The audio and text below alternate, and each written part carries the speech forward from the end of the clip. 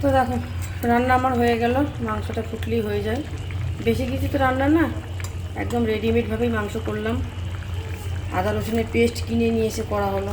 কি করব, যখন যেরকম তখন সেরকমভাবে কাজ চলতে হবে, চালাতে হবে। আর এই দেখো পোলাওটা খুব সুন্দর হয়েছে দেখতে। পোলাও রান্না করা হয়ে গেছে। পোলাও করা তো কোনো সমস্যাই নেই, জানোই তো তোমরা, তার জন্যই পোলাওটা করলাম আমি। আর ছেলেমেয়েরাও খুশি হবে দেখে এটা। যাই হোক, সবাই স্নান হয়ে গেছে, খাওয়ার জন্য বসে রয়েছে। আলুগুলো ছেলে এত বড় বড় কুটে দিয়েছে, আলুগুলো সেদ্ধর জন্য আমি বসে রয়েছি।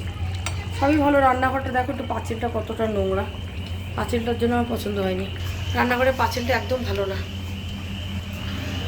তো যাই হোক, আর অনেকে বলবো যে ঘুরতে এসো দিদিভাই রান্না করছো, তো দেখো একটাই কারণ, রান্নার জায়গা যখন এখানে আছে, ঠিক আছে, পুরীতে রান্নার জায়গা দেয় আমি জানি, তো রান্নার জায়গা যখন আছে তো নিজেরাই একটু রান্না করে খাই না।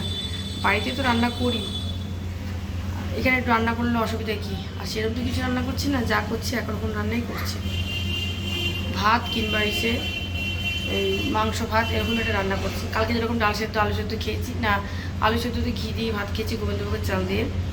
কালকে আমরা এসছি তো তাড়াহুড়ার জন্য তাই গোবিন্দভোগের চাল দিয়ে ভাতটা করেছিলাম, আর ডিম ভুজিয়া করেছিলাম। আজকে আবার মাংস করে দিচ্ছি, একবারে দুবেলার মাংসটা করে রাখলাম। রাত্রিবেলা একটু ঝোল আলুতে ছেলে মেয়ে খেয়ে নেবে রুটি দিয়ে। আর যদি পোলাও থাকলো, নাহলে রাস্তা থেকে রুটিটা কিনে নিয়ে আসবে, কারণ রুটির আয়োজন তো করা যাবে না এইভাবে, তো তার কারণেই। রুটি করতে গেলে বেলনি ফুলনি আবার লাগবে, ঝামেলা কে করে।